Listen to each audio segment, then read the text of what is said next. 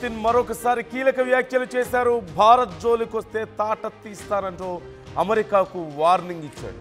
ఇంధన కొనుగోలుపై ఇండియాకు అండగా నిలిచింది రష్యా. అమెరికా మిత్ర దేశాల టారిఫ్ ఒత్తిళ్లకు భారత్ తలొగ్గదు అంటూ పుతిన్ కామెంట్ చేశారు. భారత్తో పెట్టుకుంటే అమెరికా ఆర్థిక వ్యవస్థ నాశనం అవుతుందన్నారు.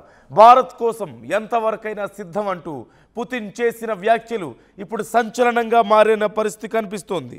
సౌత్ సోచిలో పుతిన్ ఒక మీడియా సమావేశంలో ఈ వ్యాఖ్యలు చేశారు.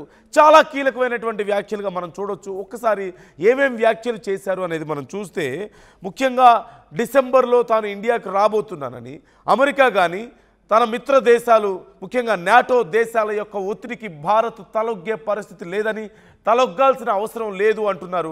అలాగే అమెరికా వేసినటువంటి ఈ టారిఫ్ల వల్ల భారత్కి కలిగే నష్టాన్ని రష్యా పూడుస్తుంది, రష్యా దాన్ని బ్యాలెన్స్ చేయగలుగుతుంది అంటూ కూడా మాట ఇచ్చినటువంటి పరిస్థితి కనిపిస్తుంది.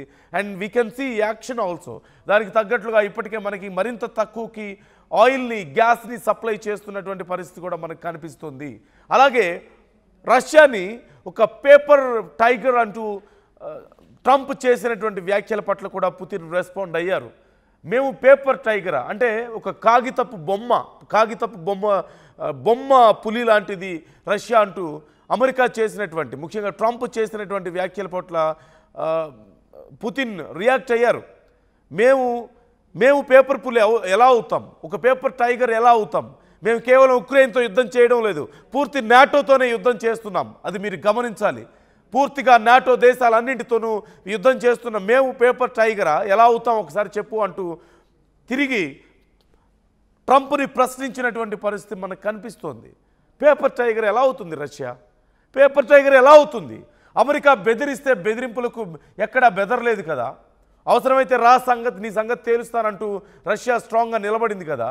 ఉక్రెయిన్కి బాంబులు ఇచ్చి, ఉక్రెయిన్కి సప్లై చేసి రష్యా మీద యుద్ధం చేయించే ప్రయత్నం చేసినప్పటికీ ఎక్కడ వెనక్కి తగ్గలేదు కదా. నాటో దేశాలన్నీ ఒకటిగా కలిసి వచ్చినా సరే, 32 దేశాలు ఒకటిగా కలిసి వచ్చినా సరే ఎక్కడ వెనక్కి తగ్గలేదు కదా. పేపర్ టైగర్ ఎలా అవుతుంది Russia? They are the real tigers. ఖచ్చితంగా ఎంతకైనా సిద్ధం అంటున్నాయి. మరోవైపు భారత్కి నిజమైన మిత్రుడిగా కూడా పుతిన్ నిలబడుతున్నారు. కష్టకాలంలో నిలబడేవాడే కదా మిత్రుడు అంటే. అంతా బాగున్నప్పుడు ఎవరైనా ఉంటారు, కష్టాలు వచ్చినప్పుడు నిజంగా నిలబడి సపోర్ట్ చేయగలిగే వాడే కదా మిత్రుడు అంటే.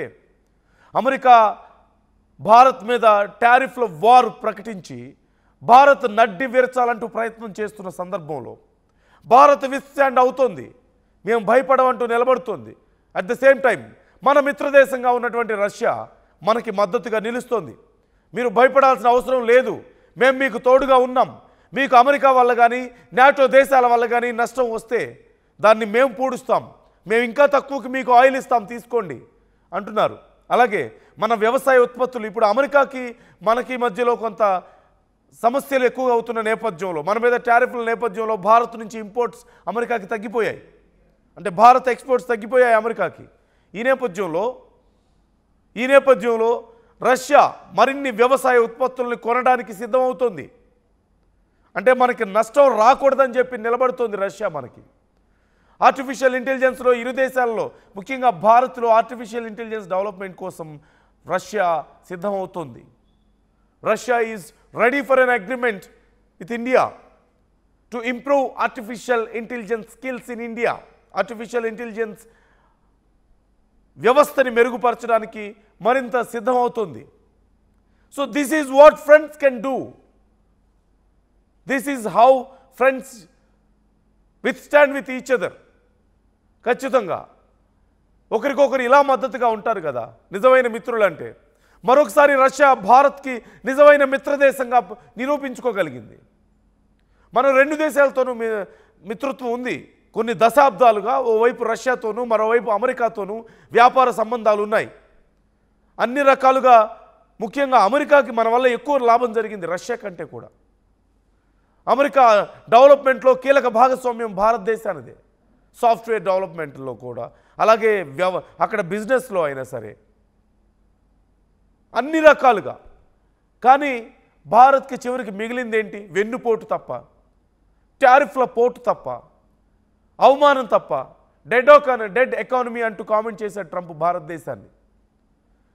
పాకిస్తాన్తో మనం చేసినటువంటి యుద్ధానికి సంబంధించి అనవసరమైన అబద్ధాలు ప్రచారం చేశాడు.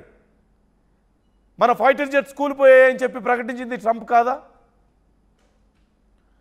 మరోవైపు భారతీయులకు ఉద్యోగాలు ఇవ్వద్దన్నాడు, భారతదేశంలో పెట్టుబడులు పెట్టొద్దన్నాడు. ఒక మిత్ర దేశానికి ఒకప్పుడు మోదీ ఎంత చేశాడో మర్చిపోయాడు ట్రంప్. హౌడీ మోడీ అంటూ పెద్ద పెద్ద కార్యక్రమాలు పెట్టి కొన్ని కిలోమీటర్ల పాటు ర్యాలీలు చేసి భారతదేశం అంతా పెద్ద చర్చ జరిగింది, ప్రపంచం అంతా పెద్ద చర్చ జరిగింది. అమెరికాలో ఉన్నటువంటి భారతీయులందరినీ ఇన్ఫ్లుయెన్స్ చేయగలిగారు. తన గెలుపుకు అంత కృషి చేస్తే గెలిచిన తర్వాత చేసే పని ఇదా? వెన్నుపోటు పొడిచారు. అదే రష్యా. కొన్ని దశాబ్దాలుగా రష్యాతో అమెరికాతో పోల్చుకుంటే మనకున్నటువంటి వ్యాపార భాగస్వామ్యం తక్కువే. కానీ నీతి నిజాయితీ విషయంలో, లేదంటే ఫ్రెండ్షిప్కి ఇచ్చేటువంటి విలువ విషయంలో రష్యా ఎప్పుడు వెనక్కి తగ్గలేదు. మనకు అవసరమైనప్పుడు ఎప్పుడూ వెన్నుదన్నుగా నిలిచింది. యుద్ధం వచ్చినప్పుడు కూడా మనకి ఏది కావాలన్నా సరే రష్యా సిద్ధంగా ఉంటుంది. సో ఖచ్చితంగా ఇక్కడ మరొకసారి ఒక మంచి మిత్రుడిగా మనకి రష్యా ప్రూవ్ చేసుకోగలిగింది.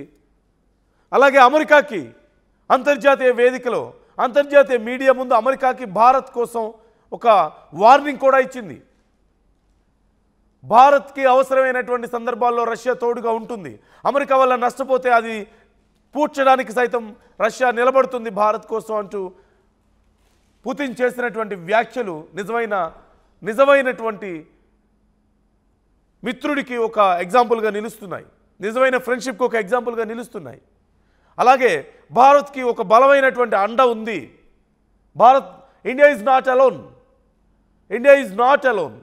చుట్టూ శత్రు దేశాలను పెట్టుకొని చాలా వల్నరబుల్ బోర్డర్స్ను పెట్టుకున్నటువంటి భారతదేశం ఇంత బలంగా ఉండగలిగిందంటే, ఒకటి ఖచ్చితంగా మన స్ట్రాటజిక్ మూవ్స్, మనకున్నటువంటి ఆత్మవిశ్వాసం, మనకున్నటువంటి వ్యవస్థలు, బలమైనటువంటి వ్యవస్థలు ఒకటైతే, మనకి మంచి మిత్రులు ఉండడం కూడా.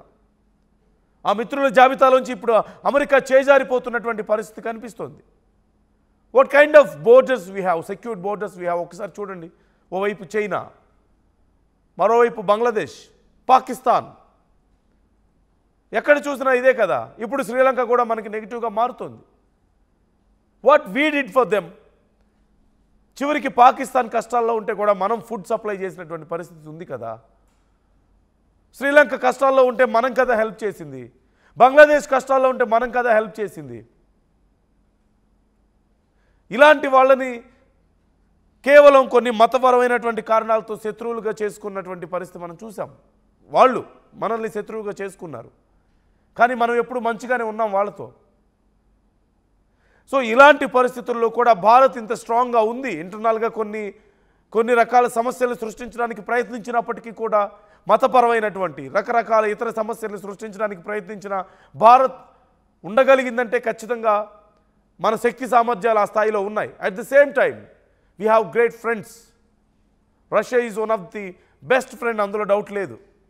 ఒకప్పుడు అమెరికా కూడా మంచి మిత్ర దేశమే. కానీ ఒక్క వ్యక్తి వల్ల, ఒక నాయకుడి తప్పుడు ఆలోచనల వల్ల ఇప్పుడు పరిస్థితులు ఎలా మారిపోయాయో మనం చూస్తున్నాం. ఏం జరిగింది భారత్కి అమెరికాకి మధ్యలో? ఏం నష్టం చేసింది భారతదేశం? అసలైన తొలి వెలుగు. ఫాలో వాట్సాప్ @తొలి వెలుగు official.